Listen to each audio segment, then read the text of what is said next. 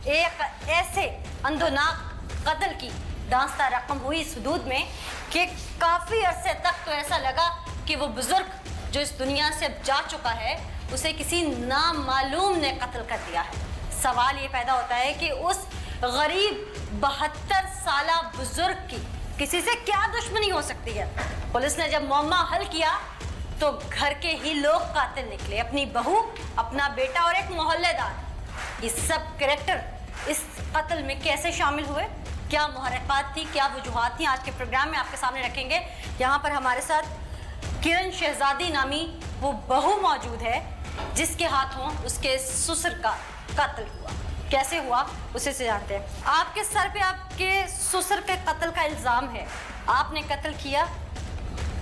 नहीं, मैंने कत्ल जानबूझकर नहीं किया, अचानक से हो गया। कत्ल जानबूझ के नहीं किया, इरादा था, लेकिन अचानक से हो गया। ये बात समझ से वाला है। आखिर कोई ना कोई वजह तो होगी ना, या कत्ल होता है या किया जाता है। अगर हो तो किसी के प्रेशर में आके होता है, तब भी इंसान खुद कर रहा होता है। और अगर अपनी इंटेंशन से करे तो इसका मतलब है उसने जाती तौर पर मुजरिमाना ज़हनियत अपनाई है। मैं तीसरी सीढ़ी पे ऊपर से नीचे आ रही थी, मेरे ससुर नीचे से ऊपर आए और आके मुझे पकड़ लिया। उनका इरादा जो था, मैंने पूरी कोशिश की कि उनको पीछे कर दूं, नहीं वो हो रहे थे। क्या इरादा था? वो मेरे साथ ज्यादती करना चाह रहे थे। 72 साला शख्स। जी हाँ, वो माशाल्लाह बहुत फिट थे।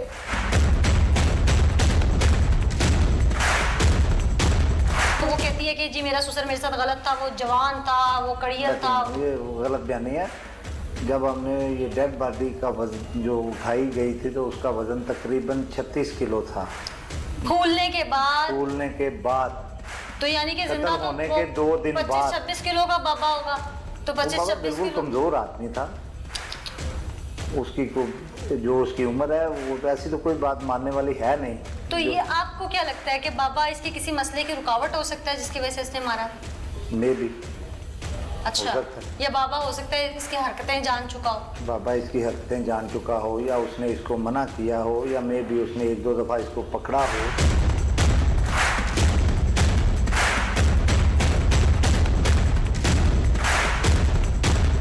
अच्छा, फिर उन्होंने मुझे पीछे से झगड़ा, मैंने बहुत कोशिश की छुड़ा लूं, लेकिन वो नहीं छोड़ रहे। मैंने एकदम से धक्का दिया उन्हें, तो उन्होंने मेरा बाजू पकड़ लिया, पीछे से छोड़ के मेरा बाजू पकड़ लिया। नीचे डंडा पड़ा हुआ था, वही पकड़ के मैंने ऐसे पीछे हटाने की कोशिश की कि पीछे हो जाए, वो उनके सर पे लग गया। आपने हिट किया? हाँ जी। अच्छा, बस वो डंडा मारा, वो नीचे आके गिर गए सीढ़ियों में। हाँ। जब नीचे गिरे उनका खून बहना शुरू हो गया, उनके ऊपर साफा था, मैंने उसी के साथ उनको बांध दिया कि इनका खून रुक जाए। मैंने बहुत कोशिश की हिलाने की, लेकिन वो नहीं हिले। मैंने पानी भी डाला मुंह में, नहीं पानी। आपने मोहल्ले में शोर डाला कि मेरा ससुर सीढ़ियों से गिर गया? मैं घबरा गई थी, बहुत ज्यादा डर गई थी। डर गई थी या नियत थी कि कत्ल हो जाए, बस ठीक है जान छूट गई? नहीं नहीं, मेरी नियत नहीं थी। अच्छा, अल्लाह चाहता। आपने शौहर को फोन किया? मेरे पास फोन नहीं है, मैंने फोन को भी यूज नहीं किया। फिर मैं इसी परेशानी में सारा दिन रोती रही, ये क्या हुआ है, क्यों नहीं उठ रहे। मैंने उनके ऊपर कपड़ा डाल दिया। फिर उस दौरान घर कोई नहीं आया गया? नहीं, कोई नहीं आया।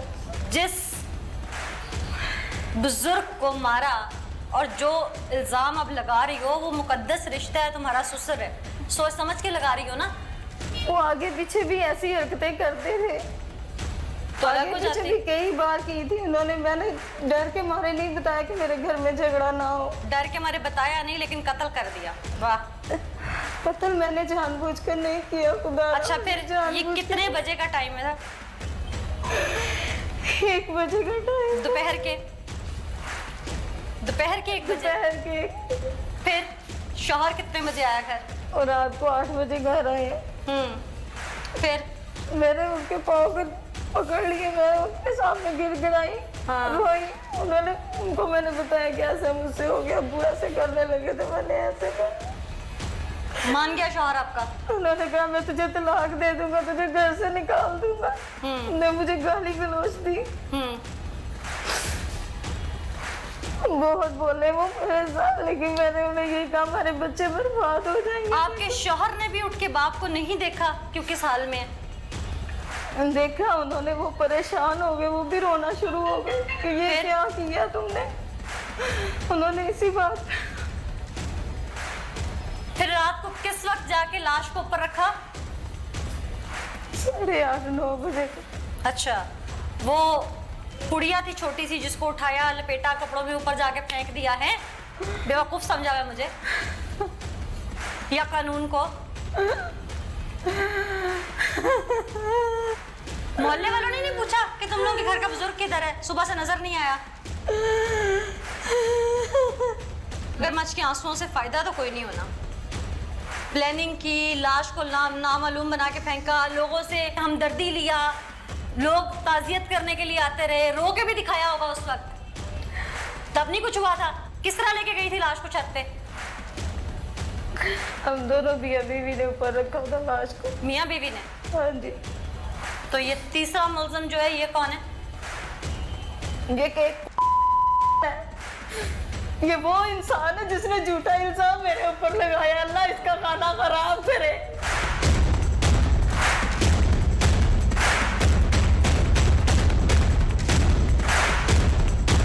कत्ल को छुपाने के लिए जितनी मर्जी साजिश की जाए, जितने मर्जी रंग दिए जाएं, लेकिन अल्लाह का कानून है कि कत्ल छुपता नहीं। इस केस में भी सगा बेटा शामिल कत्ल हुआ।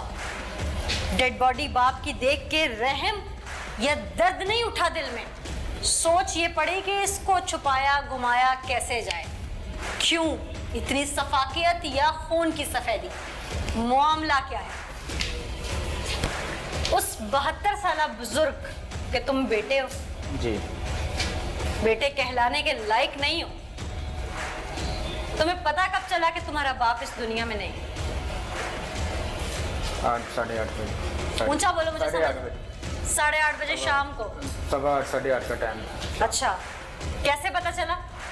मैं दर्जियों का काम करता हूँ, मैं रोजे के बाद आता हूँ, थोड़ा ऊंचा बोलो। खाना खाने आता हूँ। अच्छा, और बीवी मेरी ने मुझे बताया कि अबू मेरे साथ ऐसे कर रहे थे, ऊपर सीढ़ियों में पुश्तानी वगैरह कर रहे थे, तो मेरे हाथ में डंडा था, मैं सफाई वगैरह ऊपर कर रही थी, उसको तो हाथ में एक डंडा था, वो उसको मैंने मार दिया, वो सीढ़ियों से नीचे गिर गए, तो उनकी ना डेथ वगैरह हो गई। उसने मुझे ये बताया, मैंने कहा ये तो कत्ल हो गया। वो भी घबरा। नहीं, एक मिनट। हाँ जी।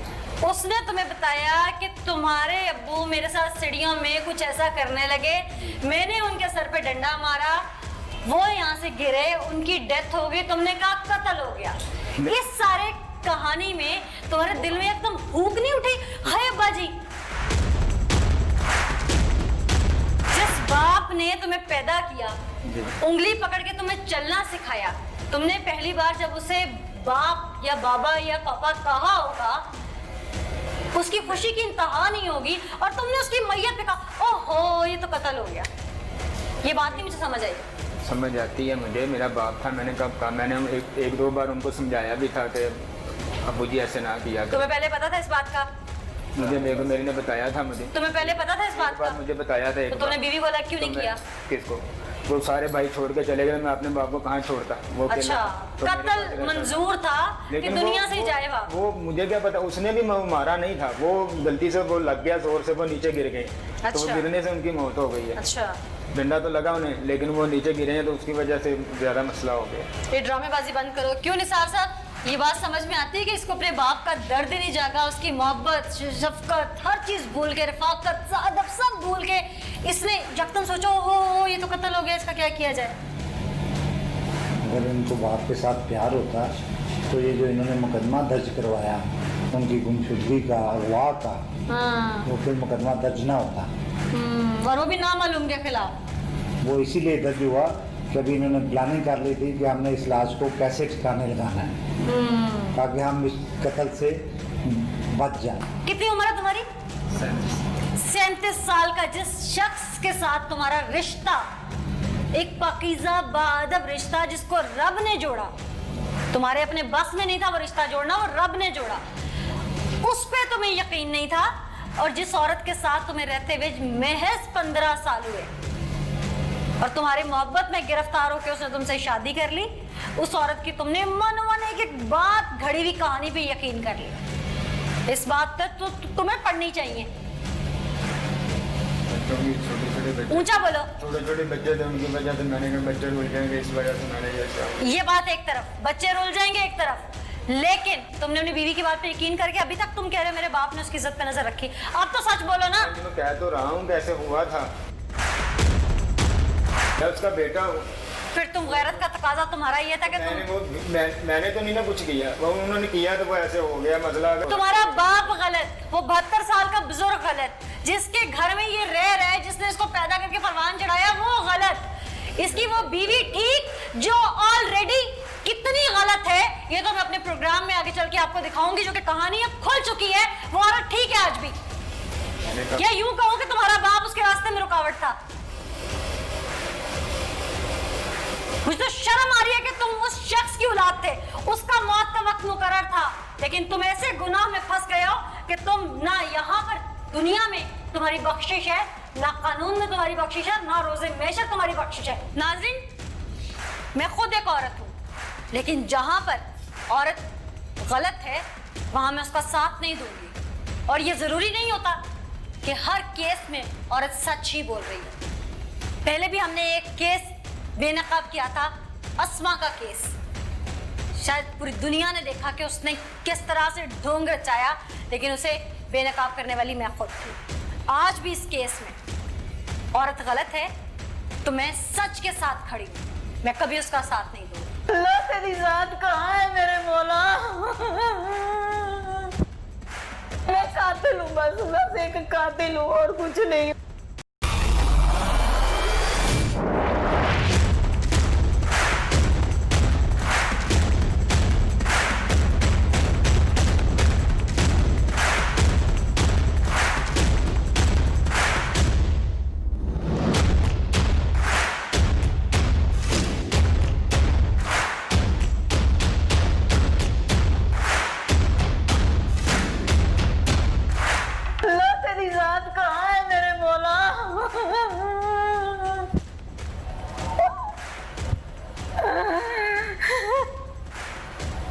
बीबी तुम एक कातिल हो। मैं बहुत मजबूर हूँ, बहुत ज्यादा मजबूर हूँ, इतनी कि मैं कुछ नहीं बता सकती। मैं बहुत मजबूर हूँ। बोल के बताओ। नहीं मैं बता सकती। क्यों नहीं बता? मैं कातिल हूँ, बस एक कातिल हूँ और कुछ नहीं हूँ। मजबूरी क्या है? मैं गरीब हूँ, मुझे ये मजबूरी है। मैं बहुत ज्यादा गरीब हूँ, मेरे पास पैसे नहीं है, वही है मुझे मजबूरी है। अच्छा, खुदा के लिए जो जुर्म करे वो कहे मैं गरीब हूँ, मेरे पास पैसे नहीं है। हाँ मैं कातिल हूँ, मैं कातिल हूँ, बस मैं कातिल हूँ खुदा के लिए। लाश को फेंका कहाँ पे था? फेंका कहाँ पे था? मेरा सारा कुछ ले लो खुदा के लिए, मेरा सारा कुछ ले लो। मेरी इज्जत पर आँच ना आने दो, मैं कहती हूँ मेरी इज्जत पर आँच ना आने दो। मैंने जिंदगी में सिर्फ इज्जत कमाई है और कुछ नहीं। आज सारा कुछ गरक हो गया, मेरा सारा कुछ बर्बाद हो गया। सारी जिंदगी नादारी में गुजार दी, सारी जिंदगी मुफलिसी में गुजार दी। बीबी वैसे मुझे ना मगरमच्छी आंसू नहीं समझ आ रहे। काश के 15 साल तुम्हारा शादी का अरसा गुजरा, तुम्हारे ससुर को तुमने हाथ नहीं लगाया, उसने तुम्हें नहीं लगाया, अचानक तुमसे कत्ल कर देती हो, खामद भी तुम्हें बख्श देता है, तुम्हारा साथ उसका बाप है, वो अपने बाप को मारने पे वो तुम्हें छोड़ रहा है क्योंकि वो हकीकत जानता है, इसलिए वो छोड़ रहा है। मेरे सास ससुर हकीकत जानते हैं, मेरे नंद, मेरे देवर, मेरे जेठ सब। अलग क्यों नहीं किया उसने तुम्हें? इतना गैरतमंद था तो जानते हैं। उसने तुम्हें अलग घर लेके क्यों नहीं दिया? एक कमरा ही लेके दे देता इस साइड पे, इज्जत बचाता अपनी। उल्टा उसने तुम्हारा साथ दिया, बाप को लावारिस बना के फेंक दिया, उसको कफन दफन नहीं किया। वो ऐसा तो लावारिस लाशों के साथ भी अस्पताल में नहीं होता जो तुम लोगों ने किया। आज तुम रो के चीख रही हो। काश कि ये सब कुछ होता, काश ये सब कुछ तुम पुलिस के पास चल के आ जाती। कानून मर गया हमारे मुल्क से। आज तुम रो, तुमको मेरी तबीयत नहीं सही, सब कुछ, इसके आगे कानून तुम्हें बख्श देगा। हर मुल्ज़िम ये ड्रामेबाजी करता है। पूरे पाकिस्तान के थानों में हम घूमते हैं और हम यही कुछ देखते हैं। मरने वाला मर जाता है, उसके असल दर्द तो उसकी बेटियों को होगा ना, तुम्हें किस चीज का दर्द है? नाज़रीन, खातून ने जैसे रो के या मुझे समझाने की कोशिश की, मेरे तो शायद ऊपर से निकल गया सब कुछ। देखने वाले समझदार हैं, कानून जब गिरफ्त सख्त करता है तो बड़े बड़े मुल्जिम ऐसे ही भीगी बिल्ली बन जाते हैं। और फिर एक ही डायलॉग हमारे 80% तबके के पास होता है कि मैं गरीब हूँ इसलिए पुलिस तशद्दुद कर रही, मेरे पास पैसे नहीं है इसलिए मुझ पर इल्जाम लग गया। लेकिन जिस वक्त वो हीनियस क्राइम कर रहे होते हैं उस वक्त ना गुर्बत होती है, ना ही वो मजबूर होते हैं, ना ही वो लाचार होते हैं। क्योंकि कोई भी ऐसी लाचारी या मजबूरी इतनी संगीन नौयत अख्तियार नहीं कर सकती। जदीद दौर है, ये औरत शादीशुदा थी, बच्चों की माँ थी, खानदानों में रहने वाली थी, 4 लोगों की पंचायतें फैसला रख सकती थी, ससुर से अलग हो सकती थी, कोई इल्जाम लगाकर उसे घर से बाहर निकाल सकती थी। इतना बड़ा कदम मुझे नहीं समझ आ रहा। और आज ये मुझे जितना मर्जी रो के दिखाए, कानून के हाथ में ये फैसला है। अदलिया इसे क्या सजा देती है वो अदलिया पे डिपेंड करता है। लेकिन अभी तक की जो चीजें सामने आ रही हैं उसमें कहीं भी ये मासूम नहीं है। इस मर्डर स्टोरी में इसका खामन यानी कि उस बुजुर्ग का बेटा, ये खुद खातून और वो तीसरा शख्स, ये लोग तो मुलव्विस हैं ही हैं, लेकिन मास्टरमाइंड इनमें से कौन था ये भी हम आपको बताएंगे। जिस वक्त तुमने अपने ससुर को धक्का दिया, ऐसे ही है, उसने हमारी इज्जत पे हाथ डाला, ऐसे ही है, तेरे 6 बच्चे हैं, बीबी वो किधर थे? नानों के घर खेलने गए थे। ये तुम्हारी प्लानिंग थी। यही से साबित हो रहा है तुम्हारे बच्चों का वहां पे ना मौजूद होना, और उसके बाद उनका आके दादे का ना पूछना, खून धुल जाना, लाश उठा के छत पे एक मोहल्लेदार के थ्रू फेंकवाना, उस मोहल्लेदार का भी तुम्हारा साथ देना।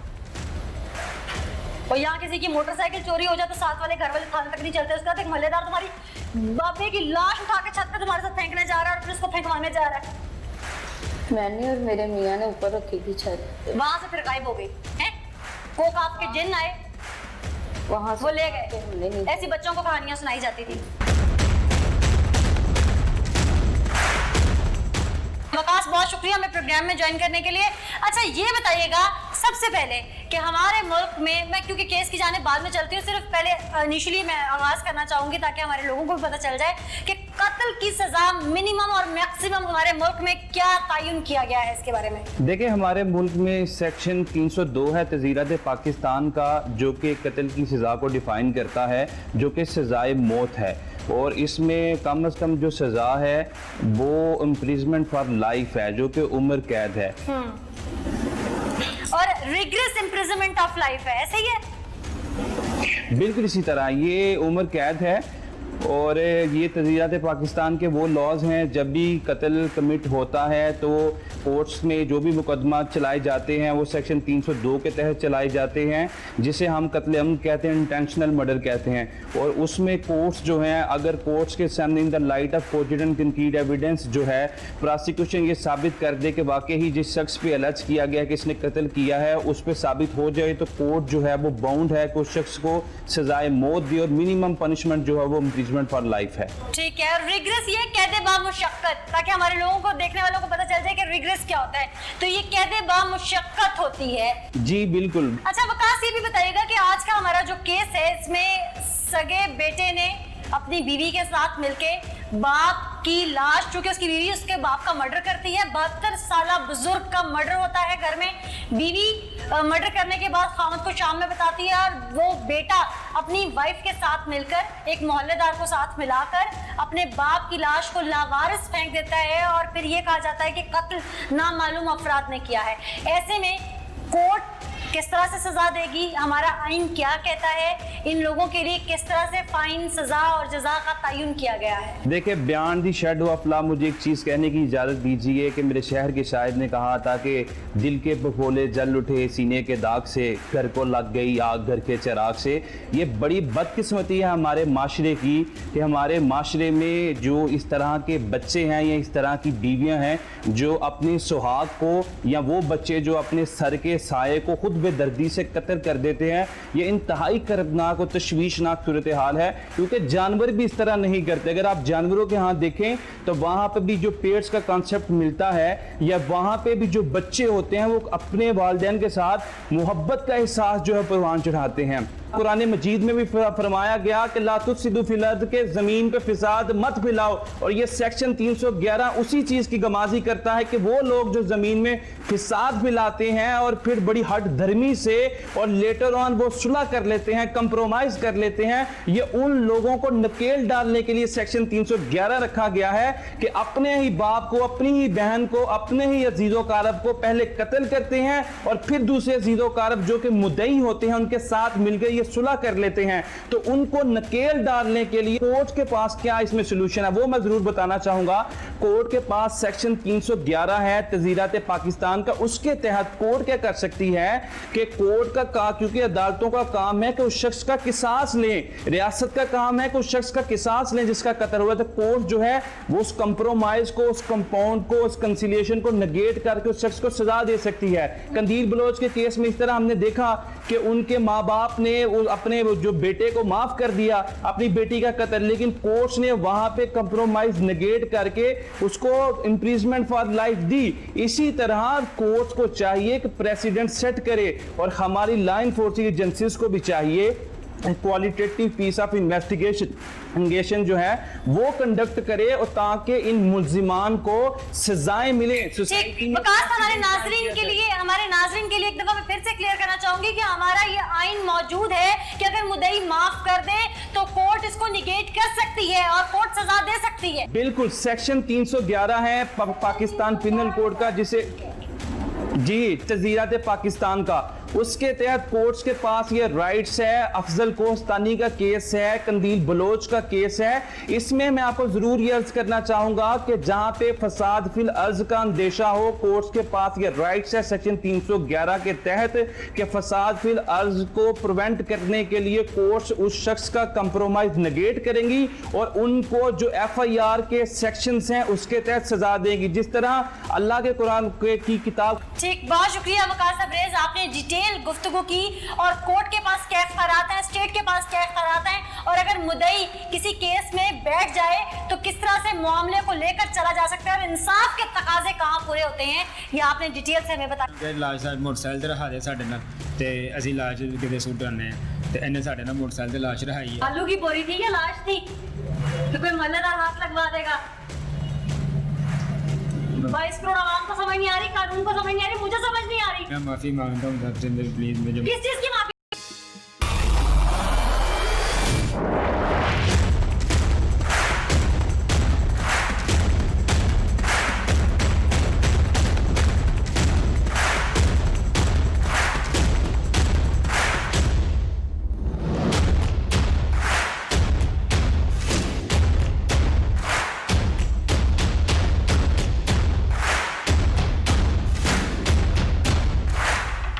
किस तरह से सजा देता है ये तो चूंकि हमारे नाज़रीन सुन ही चुके हैं, लेकिन बात हो रही थी दीन की। वकास ने जहां दीन का और हदीस का और कुरान पाक का जिक्र किया, वहीं पर दीन इस हवाले से क्या कहता है वो भी आगे चलकर मैं अपने नाज़रीन के सामने रखूंगी। लेकिन इस मुल्ज़िम की जानिब पहले चलते हैं कि ये अभी भी सच बोलेगा, इसको कुछ याद आया या आज भी अपने ही मौक़िफ़ पे कायम है? हाँ भाई, बाप को मारने के बाद कोई हिस्स जागी है कि नहीं? ऊंचा बोलो। जागी है। क्या सच है फिर बताओ। शर्मिंदगी हो रही है, बहुत शर्मिंदगी हो रही है। शर्मिंदगी किस बात की कि पकड़े गए हो? जी। कि बाप मर गया? नहीं, बाप को मारने की शर्मिंदगी होती तो 15 दिन तो मामला लटकाते ही ना। गलती होगी, बच्चों को देते रहे, बस यही मसला हो। या ये सुन के रोना आ गया कि अगर बहन ने माफ कर भी दिया तो कोर्ट तुम्हें सजा दे सकती है? नहीं, इससे पहले तो नहीं आ रहा था रोना? आ रहा था। आ रहा था, क्यों नहीं आ रहा? बाप पे इल्जाम लगाया इतना घिनौना। कौन अपने बाप पे इल्जाम लगाया था? मैंने ऊंचा बोलो भाई। अपने बाप पे इल्जाम नहीं लगा रहा। तो ये फिर सच बोल रहे हो? जी शर्म करो, 72 साल का बुजुर्ग था। भाई जी, वो तुम्हारी बीवी रह गई थी जिसको वो ब्याह की बेटियों की तरह लाया। जो दम कराने औरतें आती थी वो भी सी बातें करती, मैंने सुना था। नहीं, दम कराने का क्या मतलब है? वो दम वगैरह तो करवाने आती, कि किसी बच्चे को यहाँ पर अपने आप को दम करवाने आ जाती। नहीं, तुम्हारा बाप क्या पीर था? हाँ जी, अच्छा, वो दम वगैरह तो करते। जिस पीर के पास बाहर से इतनी औरतें आती हों, उसने घर में अपनी बेटी को छेड़ना है? तो आते पड़ जाती है इंसान को, नहीं वो छोड़ता। अच्छा, और तुम्हें पता था? मैंने अपने बाप को समझाया था वो कि पीर साहब जो कमा के ला रहे थे वो तुम लोग खा रहे थे, या उसकी कमाई बंद हो गई थी? मैंने तो नहीं उसे मारा, वो भी तो साथ तो पूरा दे रहे हो। साथ 15 दिन लावारिस बाप को फेंकते हैं, तुम्हें शर्म ना आई? तुमने ये सोचा कि उसका कफन दफन कौन करेगा, उसे नहलाएगा कौन? इस दिन के लिए उसने बेटा पैदा किया था कि उसकी आखिरी रसूमात इस तरह से ना हो सके। तुमने उसकी लाश को रोल दिया।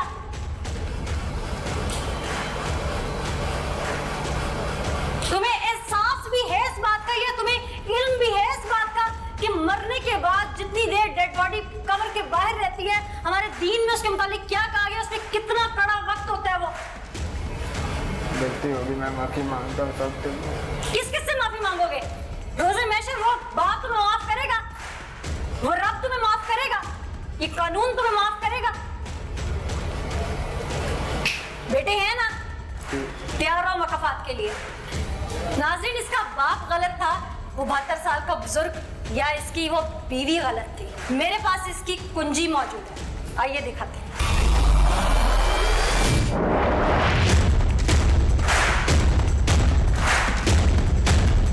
नाज़रीन, इस पूरे केस में वो तीसरा शख्स जो कि सस्पेक्ट था और बाद में मुलजिम साबित हुआ। क्यों हुआ, कैसे हुआ, उसी से बात करते हैं। क्या नाम है आपका? मामला था पता नहीं सीगा भी ना था भी यह काम होना है। कत्ल होने से पहले तक आपको कुछ नहीं पता नहीं, था? कुछ नहीं था। आपका इनके घर में कब से आना जाना है?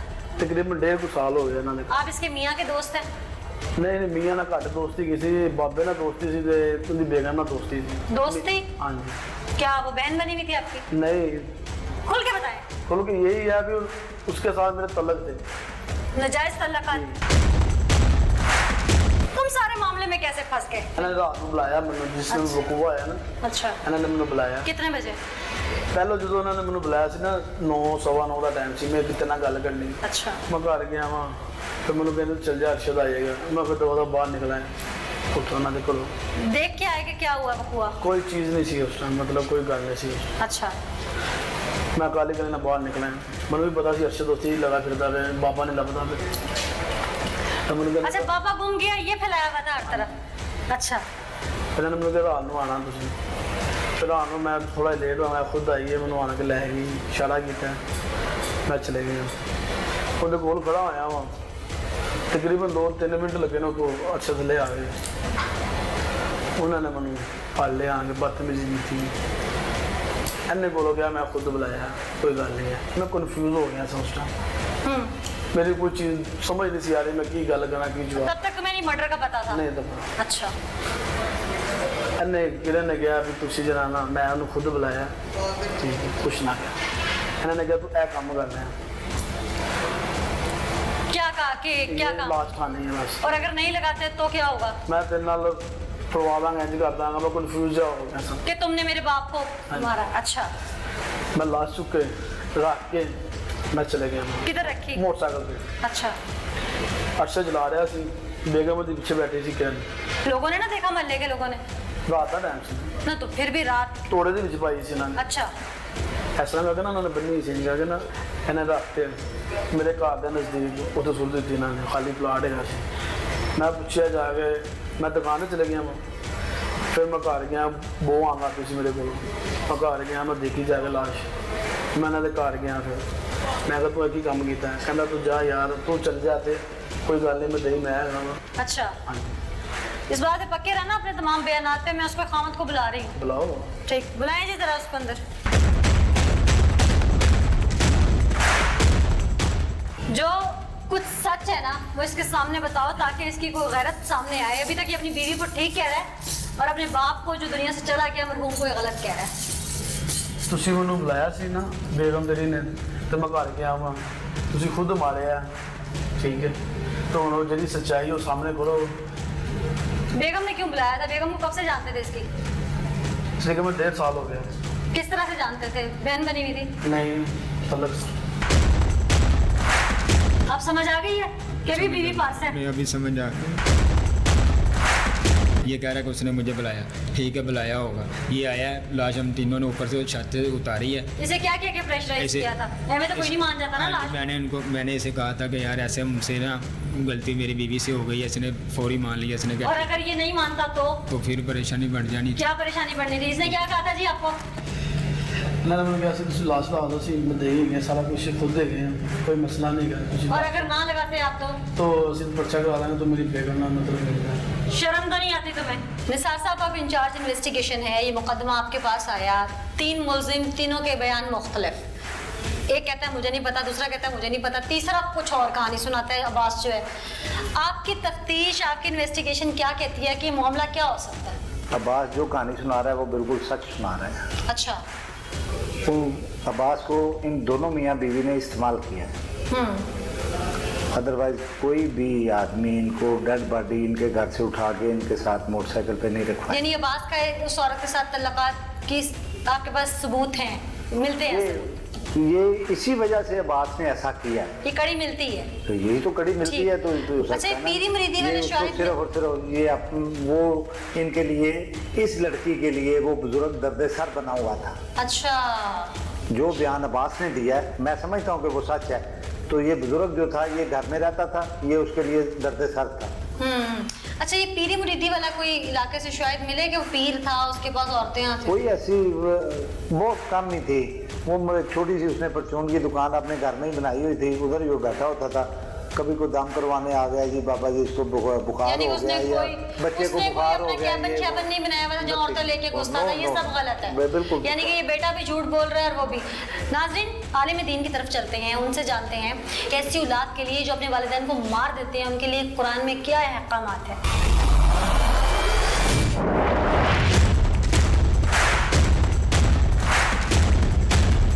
नाज़रीन, इसी पे बात करने के लिए कि दीन क्या कहता है, हमारे साथ मजहबी स्कॉलर मौजूद हैं, मौलाना मोहम्मद उसामा साहब। उसामा साहब, बहुत शुक्रिया हमें ज्वाइन करने के लिए। सारा वाक़या आपके इल्म में है, बाप ने उस बच्चे को पैदा करने के बाद पढ़ना लिखना सिखाया, उसकी परवरिश की, उसे दुनिया में लाने का सबब वो था।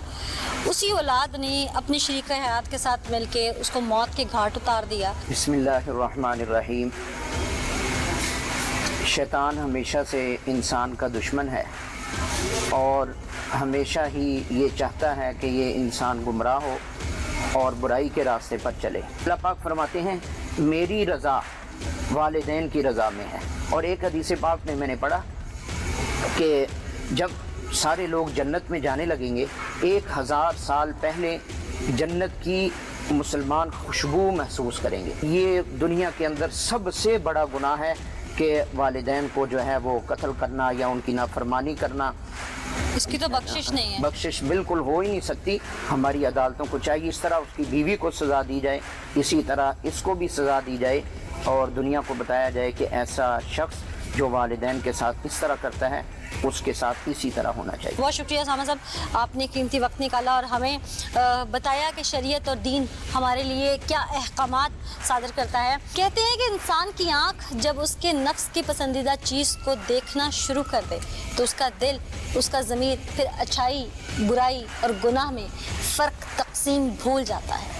हमने कोशिश की आज इस प्रोग्राम के ज़रिए कि दीन, दुनिया, क़वानीन, ये तमाम अच्छी चीज़ें, वो मैसेजेस, और जो बच्चे अपने वालिदैन का एहतराम नहीं करते या उनके साथ नावरा सलूक करते हैं या इस नैज तक पहुंच जाते हैं कि उन्हें मार ही डालते हैं, वो शायद इससे कुछ सीख सकें। इस सीख के साथ हमें इजाज़त दीजिएगा। अगले एपिसोड में किसी नई सीख के साथ, किसी नए मैसेज के साथ दोबारा हाजिर होंगे। तब तक के लिए अपना और अपने इर्द गिर्द वालों का ख्याल रखिएगा।